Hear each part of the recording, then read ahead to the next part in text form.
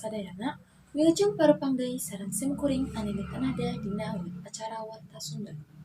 Simkuring bade ngadugikeun sabaraha warta anu parantos disiapkeun ku redaksi. Warta anu kahiji nyaeta ngabaludugna gudang kembang api Kadipeuting di Sumarende, Kacamatan di Banyu Asin. Ledakan eta nyebabkeun warga setempat ribut nurutkeun Badan Penanggulangan Darurat Daerah atau BPKDD. Ledakan anu lumangsung persis jam 8 peuting waktu lokal di mimitian di toko jeung gudang kembang api di wewenang Pelatuk Sumarende.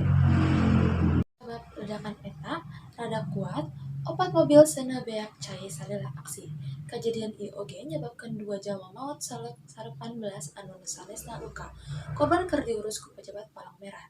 Disangka korban anu paling parah tatu dina sakuna kusabab rucan tina dina jendela imahna pikeun ngira kahuruan. Sakituuna ku simkuring dilaporkeun ayeuna simkuring anu ditanada sareng sadayana kru anu ditugaskeun nuju ngundur diri hatur wilujeng injing sareng